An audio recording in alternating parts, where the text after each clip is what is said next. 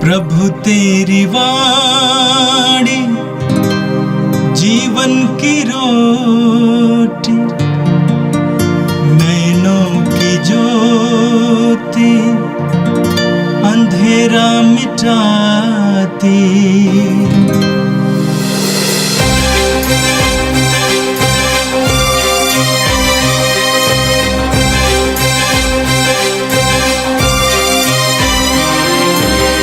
प्रभु तेरी वाणी जीवन की रोटी, नैनों की ज्योति अंधेरा मिटाती। प्रभु तेरी वाणी जीवन की रोटी, नैनों की ज्योति अंधेरा मिटाती। वाणी वाणी वाणी वाणी वाणी पवित्र है, शाश्वत है, जीवन का मन्ना है। 17 अक्टूबर मंगलवार, पहला पाठ। रोमियों के नाम संत पौलुस का पत्र, अध्याय 1, वचन संख्याएं 16 से 25 तक। मुझे सुसमाचार से लज्जा नहीं। यह ईश्वर का सामर्थ्य है जो प्रत्येक विश्वास करने वाले के लिए पहले यहूदी और फिर यूनानी के लिए मुक्ति का स्रोत है। सुसमाचार में ईश्वर की सत्य प्रतिज्ञता प्रकट होती है जो विश्वास के द्वारा ही मनुष्य को धार्मिक बनाता है। जैसा कि लिखा है, धार्मिक मनुष्य अपने विश्वास के द्वारा जीवन प्राप्त करेगा। ईश्वर का क्रोध स्वर्ग से उन लोगों के सब प्रकार के अधर्म और अन्याय प्रकट हो जाता है जो अन्याय द्वारा सत्य को दबाए रखते हैं। ईश्वर का ज्ञान उन लोगों को स्पष्ट रूप से मिल गया है क्योंकि ईश्वर ने उसे उन पर प्रकट कर दिया है। संसार की सृष्टि के समय से ही ईश्वर के अदृश्य स्वरूप को, उसकी शाश्वत शक्तिमत्ता और उसके ईश्वरत्व को उसके कार्यों में बुद्धि की आँखों द्वारा देखा जा सकता है। इसलिए वे अपने आचरण की सफाई देने में असमर्थ हैं क्योंकि उन्होंने ईश्वर को जानते हुए भी उसे समुचित आदर और धन्यवाद नहीं दिया। उनका समस्त चिंतन व्यर्थ चला गया और उनका विवेकहीन मन अंधकारमय हो गया। वे अपने को बुद्धिमान समझते हैं किंतु वे मूर्ख बन गए हैं। उन्होंने अनश्वर ईश्वर की महिमा के बदले नश्वर मनुष्य, पक्षियों, पशुओं तथा सांपों की अनुकृतियों की शरण ली। इसलिए ईश्वर ने उन्हें उनकी घृणित वासनाओं का शिकार होने दिया और वे एक दूसरे के शरीर को अपवित्र करते हैं। उन्होंने ईश्वर के सत्य के स्थान पर झूठ को अपनाया और श्रेष्ठ वस्तुओं की उपासना और आराधना की, किंतु उस सृष्टिकर्ता की नहीं जो युग युगों तक धन्य है। आमीन। यह प्रभु की वाणी है। संत लूकस के अनुसार पवित्र सुसमाचार, अध्याय 11, वाक्य संख्या 37 से लेकर 41 तक। ईसा के उपदेश के बाद किसी फरीसी ने उनसे यह निवेदन किया कि आप मेरे यहाँ भोजन करें, और वह उसके यहाँ जाकर भोजन करने बैठे। फरीसी को यह देखकर आश्चर्य हुआ कि उन्होंने भोजन से पहले हाथ नहीं धोए। प्रभु ने उससे कहा, तुम फरीसी लोग प्याले और थाली को ऊपर से तो मांजते हो, परंतु तुम भीतर लालच और दुष्टता से भरे हुए हो। मूर्खों, जिसने बाहर बनाया क्या उसी ने अंदर नहीं बनाया? जो अंदर है उसमें से दान कर दो और देखो सब कुछ तुम्हारे लिए शुद्ध हो जाएगा। यह प्रभु का पवित्र सुसमाचार है। ख्रिस्त प्रभु की जय। यीशु में मेरे प्रिय भाई और बहनों, आज का पहला पाठ रोमियों के नाम संत पौलुस के पत्र से लिया गया है। आज के पहले पाठ के पहले 2 वाक्यांश हमें पूरे पत्र के सार को समझाता है, जहाँ पर संत पौलुस कहते हैं, मुझे सुसमाचार से लज्जा नहीं, यह ईश्वर का सामर्थ्य है जो प्रत्येक विश्वासी के लिए पहले यहूदी और फिर यूनानी के लिए मुक्ति का स्रोत है। यहाँ पर संत पौलुस रोमियों के नाम अपने पत्र को लिखते हुए यह बताने की कोशिश करता है कि सुसमाचार उसके लिए लज्जा का विषय नहीं है, यह ईश्वर के सामर्थ्य का विषय है, जिसके द्वारा पूरे मानव समुदाय को मुक्ति प्राप्त होती है। यही वह सुसमाचार है जिसको लेकर वह अपने लोगों को बताने की कोशिश करता है चिट्ठी के द्वारा। आगे संत पौलुस कहता है, सुसमाचार में ईश्वर की सत्य प्रतिज्ञता प्रकट होती है जो विश्वास द्वारा मनुष्य को धार्मिक बनाता है, जैसा कि लिखा है, धार्मिक मनुष्य अपने विश्वास द्वारा जीवन प्राप्त करेगा। दूसरे वाक्यांश में संत पौलुस कहते हैं कि सुसमाचार में ईश्वर की सत्य प्रतिज्ञता प्रकट होती है। यहाँ पर संत पौलुस बताना चाहते हैं कि सुसमाचार ईश्वर की चिरस्थायी योजना है, जिसे उसने पूरे मानव समुदाय के लिए, उनकी मुक्ति के लिए बनाई थी, और उसी योजना को उसने पूरा किया, और वही हमारे लिए सुसमाचार बन गया है। और इसलिए संत पौलुस कहते हैं, सुसमाचार में ईश्वर की सत्य प्रतिज्ञता प्रकट होती है।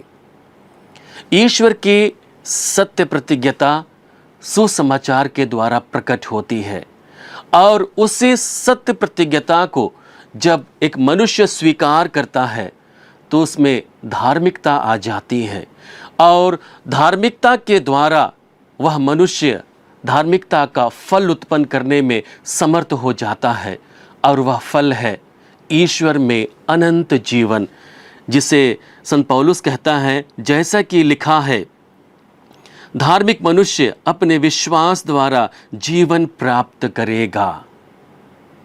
ईश्वर की सत्य प्रतिज्ञता के द्वारा मनुष्य अपने आप को धार्मिक बनाता है, और उसी धार्मिक जीवन को जीते हुए वह अनंत जीवन के भागी बनता है अपने विश्वास के द्वारा।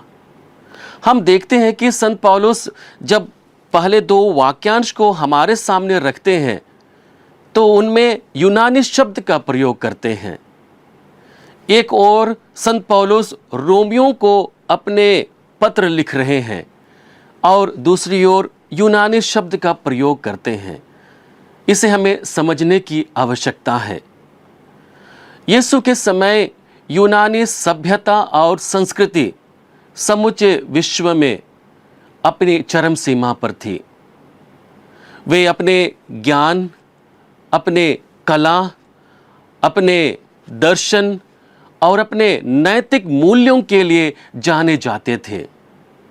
तो संत पौलुस यहाँ पर अपने शब्दों में कहना चाहते हैं कि यूनानी अपने ज्ञान, नैतिक मूल्य, कला और दर्शन में बहुत उच्च स्तर को हासिल कर लिए थे, लेकिन वे लोग अब तक नैतिक मूल्य के पतन को रोकने में असमर्थ थे।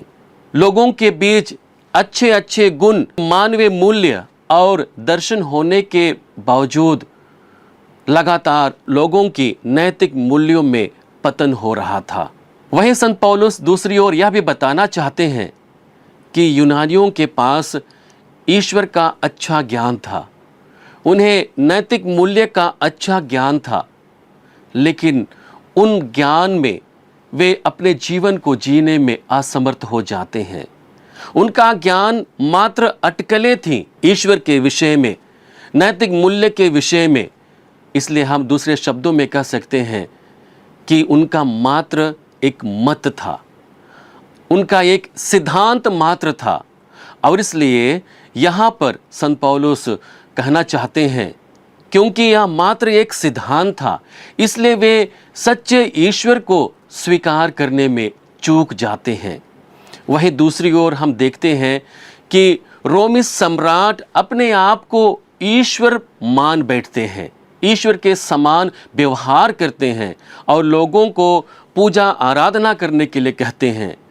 तो इसी संदर्भ में यहाँ पर संत पौलुस रोमियों को पत्र लिखते हुए कहते हैं कि हमारी मुक्ति मात्र सुसमाचार से ही मिल सकती है, और उस सुसमाचार को प्रचार प्रसार करने के लिए कभी भी उसे लज्जा का अनुभव नहीं हुआ, कभी भी उसे तिरस्कार का अनुभव नहीं हुआ, क्योंकि वह जानता था कि सुसमाचार ईश्वर की सत्य प्रतिज्ञता को प्रकट करता है, और उसी सत्य प्रतिज्ञता को जब मनुष्य विश्वास करता है तो वह धर्मी बन जाता है, और धर्मी बनने के कारण वह धार्मिकता का फल उत्पन्न करता है, जिसके द्वारा उसे अनंत जीवन प्राप्त होता है। आगे हम देखेंगे कि संत पौलुस अपने लोगों के सामने चुनौतियों को रखते हैं और अपनी बात को स्पष्ट करते हैं कि उन्हें क्यों सुसमाचार में विश्वास करना है, और इन्हीं शब्दों के साथ वह गैर यहूदियों के पापाचार को, उनके बुरे कर्म को अपने लोगों के सामने रखता है और कहता है, ईश्वर का क्रोध स्वर्ग से उन लोगों के सब प्रकार के अधर्म और अन्याय को प्रकट होता है जो अन्याय द्वारा सत्य को दबाए रखता है। ईश्वर का ज्ञान उन लोगों को स्पष्ट रूप से मिल गया है, क्योंकि ईश्वर ने उसे उन पर प्रकट कर दिया है।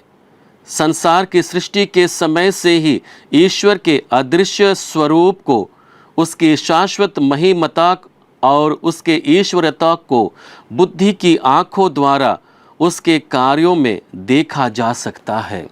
एक और संत पौलुस यूनानी सभ्यता और मनुष्य पर उसके प्रभाव पर अपने विचार को रखता है, वहीं दूसरी ओर उन सभी को प्रोत्साहित करते हुए कहता है कि तुम्हारे ज्ञान के विषय में ईश्वर का गूढ़ रहस्य छुपा हुआ है, और उसे समझने में तुम्हें सचमुच में अच्छे ज्ञान की आवश्यकता है। उसे समझने में हमें ज़रूरत है कि हम ईश्वर के उस स्वरूप को पहचानें जो हमारे लिए हमारे ज्ञान के द्वारा प्राप्त हुआ है। और आगे कहते हैं, इसलिए वे अपने आचरण की सफाई देने में असमर्थ हैं, क्योंकि उन्होंने ईश्वर को जानते हुए भी समुचित आदर और धन्यवाद नहीं दिया। उनका समस्त चिंतन व्यर्थ चला गया और उनका विवेकहीन मन अंधकारमय हो गया। वे अपने को बुद्धिमान समझते हैं, किंतु वे मूर्ख बन गए हैं।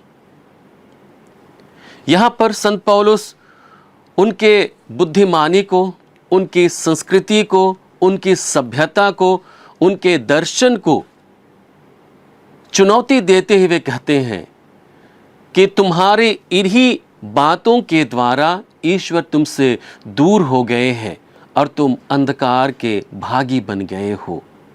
क्योंकि जिस बुद्धि से तुम्हें ईश्वर को समझना था, अपने विश्वास को जागृत करना था, तुमने सांसारिकता को महत्वपूर्ण स्थान दिया, बल्कि ईश्वर के ज्ञान को और ईश्वर के सामर्थ्य को तुमने छोड़ दिया, और यही तुम्हारे लिए अंधकार में पड़ने का सबसे बड़ा कारण है।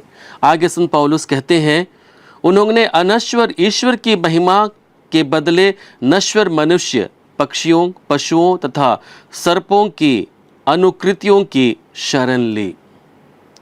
सबसे बड़ी बात है कि लोगों के पतन का कारण कब होता है? जब वे लोग सच्चे ईश्वर को परित्याग कर संसार में रम जाते हैं, सांसारिक वस्तुओं में अपने ज्ञान को खोजने लगते हैं, ईश्वरीय ज्ञान को त्याग कर अपने ज्ञान को जागृत कर उनसे फल प्राप्ति की कामना करते हैं। और यही बात रोमियों में था, यही बात यूनानियों में था। जो संस्कृतियाँ उनके बीच में विद्यमान थी, जो लगभग अपनी चरम सीमा पर थी, यही उनके पतन का कारण था।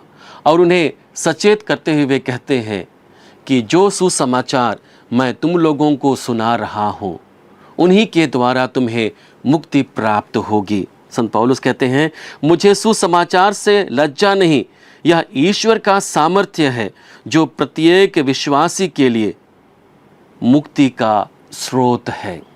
यीशु में मेरे प्रिय भाई और बहनों, यहाँ पर संत पौलुस इन्हीं शब्दों के साथ हमें प्रोत्साहित करते हैं कि हमें सुसमाचार में विश्वास करना है। ईश्वर ने जिस सत्य प्रतिज्ञता को युगों से पहले सारे मानव समुदाय के लिए बनाया था, उसे उसने अपने पुत्र प्रभु यीशु में पूरा किया। अब वही प्रभु यीशु सुसमाचार का मुख्य भाग है, मुख्य अंश है। जब हम उस सुसमाचार पर विश्वास करते हैं तो हमें मुक्ति प्राप्त होता है। आज हमें ज़रूरत है अपने आप के जीवन को परख कर देखने के लिए कि क्या मैं अपने जीवन में सुसमाचार का उचित फल अपने विश्वास के द्वारा उत्पन्न करने में समर्थ हो पाता हूँ। आज के सुसमाचार के द्वारा भी प्रभु यीशु हमारे सामने एक बड़ी चुनौती को रखते हैं। हम देखते हैं कि एक फरीसी प्रभु यीशु को अपने घर में भोजन करने के लिए बुलाता है। प्रभु उनके घर जाते हैं और भोजन पर बैठ जाते हैं, लेकिन हम लोग देखते हैं कि उस फरीसी को आश्चर्य होता है कि प्रभु यीशु बिना हाथ धोए भोजन करने के लिए बैठ गए। यहाँ पर मात्र बाह्य रूप से हाथ को धोने का नहीं, बल्कि औपचारिक रूप से शुद्धिकरण के द्वारा अपने आप को शुद्ध करके ना बैठने के लिए वह आश्चर्यचकित हो जाते हैं, क्योंकि हर एक यहूदी भोजन करने से पहले अपने आप को जल से शुद्ध करता है और उसी शुद्धिकरण के पश्चात ही वह भोजन करने के लिए बैठता है। लेकिन प्रभु यीशु यह अवसर लेते हैं उसे गहन विषय के बारे में समझाने के लिए, और प्रभु यीशु कहते हैं, तुम फरीसी लोग प्याले और थाली को ऊपर से तो मांजते हो, परंतु तुम भीतर लालच और दुष्टता से भरे हुए हो। यहाँ पर प्रभु यीशु औपचारिक संहिता के विषय में कटाक्ष करते हैं, जो संभवतः शारीरिक स्वच्छता पर ही केवल निहित होती है, लेकिन आंतरिक स्वच्छता जो ईश्वर के प्रेम पर निहित होती है उस पर लोग ध्यान देना बंद कर दिए थे। और इसी बात को प्रभु यीशु समझाने के लिए उसे कहते हैं कि तुम बाह्य रूप से अपने बर्तनों को तो साफ करते हो, लेकिन तुम्हारे शरीर के अंदर तुम लालच, कपट, हिंसा से भरे हुए हो। प्रभु यीशु यहाँ पर लोगों के पाखंड को कचोड़ते हैं, उनके बाह्य सिद्धांतों पर प्रहार करते हैं और उस सिद्धांत से उठ करके आंतरिक गुणों को बढ़ा करके उसका फल उत्पन्न करने के लिए कहते हैं। प्रभु कहते हैं, जो अंदर है उनमें से दान कर दो और देखो सब कुछ तुम्हारे लिए शुद्ध हो जाएगा। अंदर क्या होना है? अंदर प्रेम होना है, त्याग होना है, तपस्या होना है, दूसरों के लिए क्षमा होना है, दूसरों के लिए स्वीकृति होना है। और इन्हीं गुणों को जब हम अपने जीवन में दान करने लगते हैं तब हमारा जीवन परिशुद्ध हो जाता है, हम शुद्ध हो जाते हैं। यीशु में मेरे प्रिय भाई और बहनों, यदि हम अपने जीवन को देखेंगे तो हम लोग बहुत बार आंतरिक मूल्यों पर केंद्रित होकर अपने जीवन को जीने में असमर्थ हो जाते हैं, क्योंकि बाह्य जीवन, सांसारिक जीवन हमारे जीवन को बहुत अधिक प्रभावित करता है, क्योंकि उनमें बहुत अच्छे अच्छे रंग हैं। वो हमें लालच देती है, हमें बाह्य संतुष्टि देती है और हमें बाह्य खुश रखती है, और जिसे हर मनुष्य प्राप्त करने के लिए लालायित होता है। आज उसी जीवन को जीते हुए हर एक लोगों को प्रभु सचेत करते हैं, उन्हें चुनौती देते हैं और निमंत्रण देते हैं कि तुम आंतरिक जीवन को, आंतरिक मूल्यों को, आंतरिक सिद्धांतों को अपने जीवन में लेकर आओ और यही तुम्हें सच्ची खुशी प्रदान करेगा, यह तुम्हें सच्चे जीवन की ओर लेकर जाएगा। आइए हम प्रभु से प्रार्थना करें कि हम इन्हीं मूल्यों और इन्हीं सिद्धांतों पर आधारित अपने जीवन को जी सकें। हे सर्वशक्तिमान पिता परमेश्वर, हम धन्यवाद देते हैं आज के सुंदर दिन के लिए। प्रभु तुझसे मिले हुए हर एक वरदानों के लिए धन्यवाद देते हैं। धन्यवाद प्रभु आज के पवित्र वचन के लिए जो हमें सुसमाचार पर विश्वास करने के लिए और जीवन के भागी बनने के लिए आह्वान कर रहा है। धन्यवाद प्रभु तेरी सत्य प्रतिज्ञता के लिए जिसे हमने तेरे परम प्रिय पुत्र प्रभु यीशु में प्राप्त किया। इस सत्य को हम स्वीकार कर पाएं प्रभु, इस सुसमाचार में प्रभु हम विश्वास कर पाएं और जीवन के भागी बन पाएं। प्रभु हमें बल दे कि हम मानवीय सिद्धांतों और मूल्यों पर केंद्रित होकर अपने जीवन को जिए। सांसारिक मूल्य और सिद्धांत हमें प्रभावित ना करें और तुझसे दूर ना कर पाए प्रभु, बल्कि तेरा सामर्थ्य हमें बल दे कि हम उन सब से दूर रहकर तेरी योजना पर आधारित और केंद्रित अपने जीवन को जी सके। प्रभु विशेष रूप से आज उन सभी भाई बहनों के लिए हम प्रार्थना करते हैं जो संसार में लिप्त होकर अपने जीवन को व्यतीत कर रहे हैं, पाप का जीवन जी रहे हैं और सुसमाचार उनके लिए लज्जा का विषय बनता है। प्रभु उन्हें सामर्थ्य दे, उन्हें कृपा दे, उन्हें साहस दे कि वे लोग संत पौलुस की भांति तेरे सामर्थ्य को समझने में समर्थ हो सके और सुसमाचार को स्वीकार करते हुए अपने जीवन में परिवर्तन ला सके। प्रभु हम सभी को आशीर्वाद देना और कृपा देना कि हम तेरे सुसमाचार पर विश्वास करके अनंत जीवन के भागी बन सके। हम ये प्रार्थना करते हैं हमारे प्रभु ख्रिस्त के द्वारा, आमीन। प्रभु तेरी वाणी जीवन की रोटी, नैनों की ज्योति अंधेरा मिटाती। वाणी वाणी वाणी वाणी वाणी पवित्र है, शाश्वत है जीवन का